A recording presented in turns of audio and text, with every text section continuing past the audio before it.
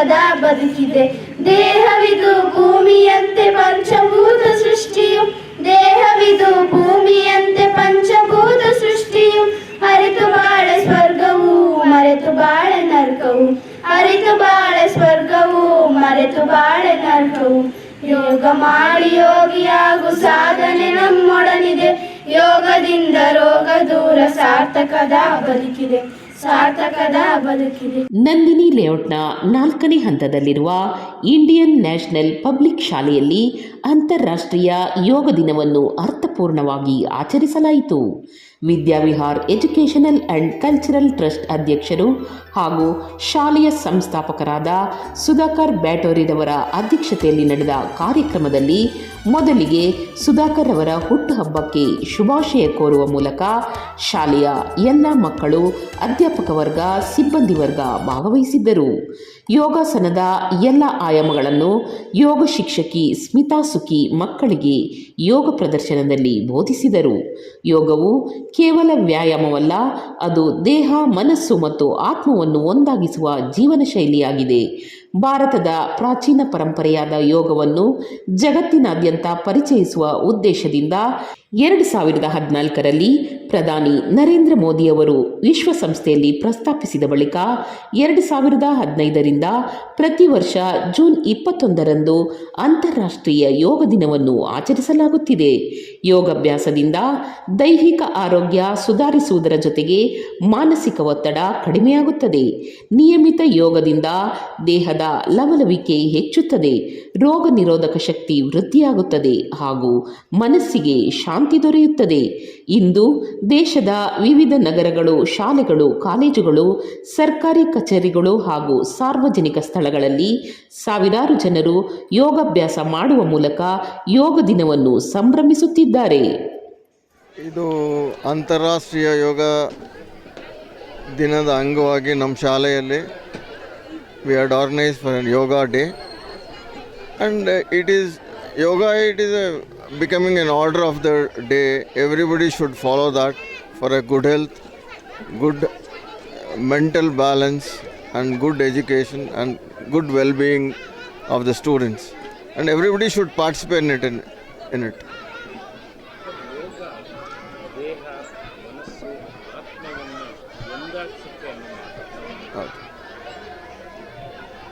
ಮೊದಲೆಲ್ಲ ನಾವು ಆರೋಗ್ಯ ಅಂತ ಹೇಳಿದ್ರೆ ಬರೀ ನಾವು ನೋಡೋಕ್ಕೆ ದೃಢಕಾಯರಾಗಿದ್ದರೆ ಮಾತ್ರ ಆರೋಗ್ಯ ಅಂತಲ್ಲ. ಈಗ ದಿನೇ ದಿನೇ ದಿನೇ ದಿನೇ ಕುಂತ್ಕೊಂಡೇ ಕೆಲಸ ಮಾಡಿ ಅಲ್ಲಿ ಸ್ಟ್ರೆಸ್ ಎಲ್ಲ ಕ್ರಿಯೇಟ್ ಮಾಡಿಕೊಂಡು ಈಗ ಆರೋಗ್ಯದ ಡೆಫಿನೇಷನ್ ಕೂಡ ಚೇಂಜ್ ಆಗಿದೆ. ಮಾನಸಿಕವಾಗಿ, ದೈಹಿಕವಾಗಿ ಮತ್ತು health is defined as physical and mental well-being of A human being is called health.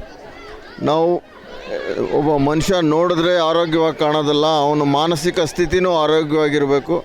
ಇದರಿಂದ ಈ ಮಾನಸಿಕವಾಗಿ ಆರೋಗ್ಯವಾಗಿರಬೇಕಂದ್ರೆ ನೀವು ಯೋಗ ಮಾಡಲೇಬೇಕು. ಜಿಮ್ಗೆ ಹೋಗೋದಾಗಲಿ, ಕಸರತ್ತು ಮಾಡೋದಾಗಲಿ ಅದು ನಿಮ್ಮ ದೇಹನ ದಂಡಿಸ್ಬೋದು, ಬಟ್ ಮಾನಸಿಕವಾಗಿ ನಿಮ್ಮ ಮನಸ್ಸು ಮತ್ತು ದೇಹವನ್ನು ಎರಡನ್ನೂ ದಂಡಿಸೋದಕ್ಕೆ ಯೋಗ ಅಂತ ಕರಿತೀವಿ ನಾವು.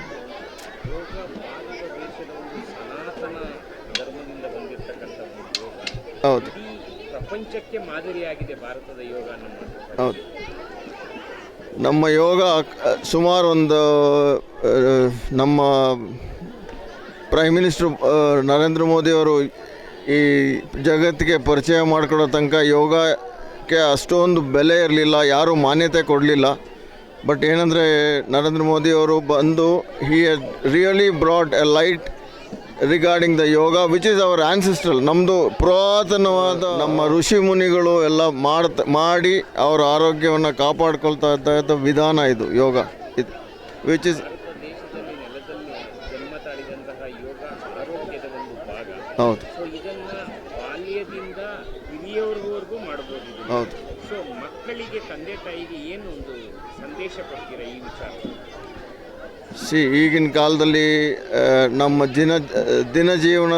ಜೀವನ ಶೈಲಿ ಹೇಗಾಗಿದೆ ಅಂತ ಹೇಳಿದ್ರೆ, ನಮ್ಮೆಲ್ಲ ಪಾಶ್ಚಿಮಾತ್ಯರನ್ನ ನೋಡಿ ಅವ್ರು ಮಾಡೋದನ್ನೆಲ್ಲ ಕಲ್ತ್ಕೊಂಡು ನಮ್ಮ ಮಕ್ಕಳು ನಮ್ಮ ಸಂಸ್ಕೃತಿನೇ ಮರೆಯೋ ಕಾಲದಲ್ಲಿ ಇವಾಗ yoga is the only source and the way how we can restore ನಮ್ಮ ಸನಾತನ ಧರ್ಮನ ಕಾಪಾಡ್ಕೊಳ್ಳೋದಕ್ಕೆ ಇದೊಂದೇ ದಾರಿ ನಮಗೆ. ತಮ್ಮ ಶಾಲೆಯಲ್ಲಿ ಮಕ್ಕಳು, ಶಿಕ್ಷಕರು, ಎಲ್ಲ ಸಹಪಾಠಿಗಳು ಕೂಡ ಒಂದು ಶಿಸ್ತುಬದ್ಧತೆಯಿಂದ ಈ ಯೋಗ ಡೇನಲ್ಲಿ ಭಾಗವಹಿಸಿ ಎಲ್ಲರೂ ಕೂಡ ಆಚರಣೆ ಮಾಡಿದ್ದಾರೆ. ಮಕ್ಕಳ ಬಗ್ಗೆ, ಶಿಕ್ಷಕರ ವೃಂದದ ಬಗ್ಗೆ ಮತ್ತು ತಮ್ಮ ಸ್ಟಾಫ್ ಬಗ್ಗೆ ಏನಾಯಿತು? ನಮ್ಮ ಶಾಲೆಯಲ್ಲಿ ಆ್ಯಕ್ಚುಲಿ ಯೋಗ ದಿನ ಮಾತ್ರ ಅಲ್ಲ, ನಾವು ಪ್ರತಿನಿತ್ಯ ನಮ್ಮ ಟೈಮ್ ಟೇಬಲಲ್ಲೂ ಪ್ರತಿದಿನ ಪ್ರತಿ ವಾರ ನಾವು ಯೋಗ ಪೀರಿಯಡ್ ಇದೆ. ಯೋಗ ಪೀರಿಯಡ್ನ ಯೋಗ ಟೀಚರ್ಸ್ ಬಂದ್ಬಿಟ್ಟು ಅವ್ರನ್ನ ಮಕ್ಕಳನ್ನ ಕರ್ಕೊಂಡೋಗಿ ಅಭ್ಯಾಸ ಮಾಡಿಸಿ ಕಳಿಸ್ತೀವಿ ನಾವು. C it is not only on the day of yoga. Yoga has become a part of our curriculum, which will make a part of our studies along with yoga, Bharatnatyam, abacus and other things, which will increase the students' mental ability to get knowledge and understand things and remember things in a better way. Yoga day ಅಂದರೆ ನಮ್ಮ ಶಾಲೆಯಲ್ಲಿ ಇವತ್ತು ನಾವು 12ನೇ ಅಂತಾರಾಷ್ಟ್ರೀಯ ಯೋಗ ಡೇಯನ್ನು ನಾವು ಆಚರಣೆ ಮಾಡಿದ್ವಿ. ಈ ಯೋಗ ದಿನದಲ್ಲಿ ನಾವು ಎಲ್ಲ ಮಕ್ಕಳಿಗೂ ಪಾರ್ಟಿಸಿಪೇಷನ್ ಮಾಡಬೇಕು ಅಂತ ಕೇಳ್ಕೊಂಡಿದ್ವಿ. ಹಾಗಾಗಿ ಎಲ್ಲ ಮಕ್ಕಳು ಪ್ರೆಸೆಂಟ್ ಇದ್ರು ಇವತ್ತು. ಯೋಗವನ್ನು ನಾವು ಯಾಕೆ ಮಾಡಬೇಕು ಅಂದರೆ ನಮ್ಮ ದೇಹ, ಮನಸ್ಸು ಮತ್ತು ನಮ್ಮ ಆತ್ಮದಲ್ಲಿ, ಅಂದರೆ ನಾವು ಮಾಡುವಂತಹ ಪ್ರತಿಯೊಂದು ಕೆಲಸದಲ್ಲಿಯೂ ಸಹ ನಮಗೆ ಯಶಸ್ಸು ಸಿಗಲಿ ಎನ್ನೋ ಕಾರಣಕ್ಕಾಗಿ ನಾವು ದಿನನಿತ್ಯ ಯೋಗವನ್ನು ಮಾಡಬೇಕು. ಹೇಗೆ ಉದಯ ಆಯಿತು ಭಾರತದಲ್ಲಿ, ಇತಿಹಾಸ ಇದೆ? ಯೋಗ ಶ್ರೀ ಪತಂಜಲಿ ಮಹಾಮುನಿಗಳಿಂದ ಮೊದಲನೇದಾಗಿ ಯೋಗವನ್ನು ಅವರು ಮೊದಲು ನಮ್ಮ ಭಾರತದಲ್ಲಿ, ಅಂದರೆ ಹಿಂದೂ ಸನಾತನ ಧರ್ಮದಿಂದನೂ ಸಹ ಯೋಗವನ್ನು ಮಾಡಿಕೊಂಡು ಬಂದಿದ್ದರು. ಯಾಕೆ ಅಂದರೆ ಅವರ ತಮ್ಮ ದೇಹವನ್ನು ಅಥವಾ ನಮ್ಮ ಮನಸ್ಸನ್ನು ಏಕಾಗ್ರತೆಗೊಳಿಸೋದಕ್ಕೆ ಮೊದಲನೇದಾಗಿ ಯೋಗವನ್ನು ಅವರು ಪ್ರಾರಂಭ ಮಾಡಿದರು.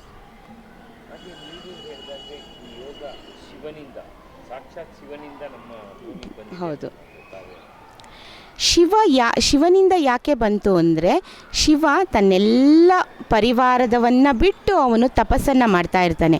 ಅವನಿಗೆ ಶಿವ ಮಹಾದೇವನಿಗೆ ಯೋಗವನ್ನು ಒಲಿಸ್ಕೊಳ್ಬೇಕು ಎನ್ನುವಂತಹ ಒಂದು ಮುಖ್ಯವಾದಂತಹ ಒಂದು ಧ್ಯಾನದ ಮೂಲಕ ಅವನು ಯೋಗವನ್ನು ತನ್ನಲ್ಲಿ ತಾನು ತೊಡಗಿಸ್ಕೊಳ್ತಾನೆ.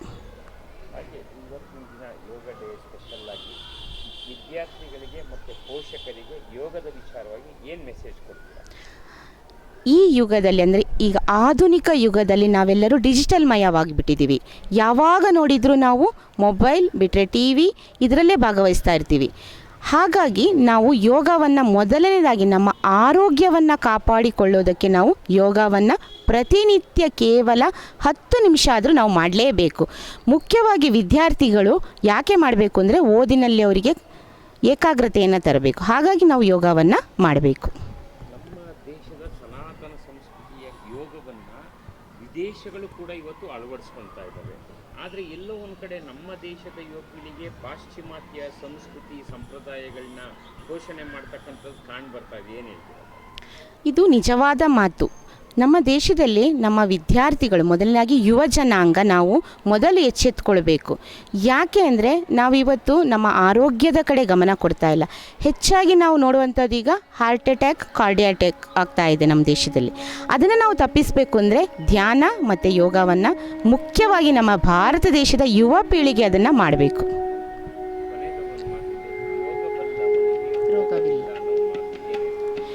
ಯೋಗ ಬಲ್ಲವನಿಗೆ ರೋಗವಿಲ್ಲ, ಇದು ನಿಜವಾದ ಮಾತು. ಹಾಗಾಗಿ ನಾವು ಪ್ರತಿನಿತ್ಯ ಯೋಗವನ್ನು ಮಾಡಲೇಬೇಕು. ಈ ಯೋಗವನ್ನು ಮಾಡೋದ್ರಿಂದ ನಮ್ಮ ಆರೋಗ್ಯವನ್ನು ಕಾಪಾಡಬೇಕು. ಮೊದಲು ನಮ್ಮ ಆರೋಗ್ಯ ಕಾಪಾಡಿದರೆ ನಾವು ಯಾವ ಕೆಲಸವನ್ನು ಸಹ ಮಾಡ್ಬೋದು, ಜೀವನದಲ್ಲಿ ಯಶಸ್ವಿಯನ್ನು ಪಡಿಬಹುದು.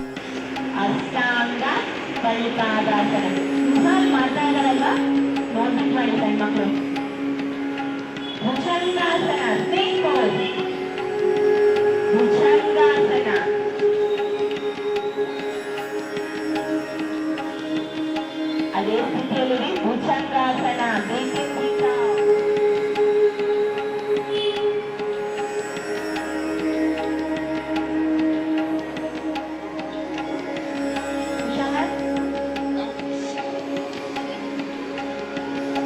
ಅಧೋಮುಖ ಶ್ವಾನಾಸನ. ಏಕಪಾದ left leg front, right leg back. ಏಕಪಾದ ಪ್ರಸನ್ನಾಸನ. ಸಮಸ್ಥಿತಿ ನಮನಾಸನ. ರಿಲ್ಯಾಕ್ಸ್. ನಮಸ್ಕಾರಾಸನ. ಊರ್ಧ್ವ ನಮಸ್ಕಾರಾಸನ. ಉತ್ಥಾನಾಸನ.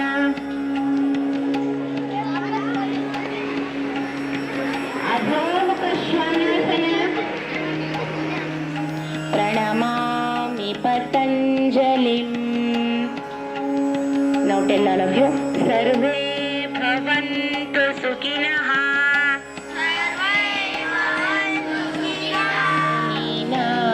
ಪತಂಜಲಿಂ ಪ್ರಾಂಜಲಿಂ ರಾನತೋಸ್ಮಿ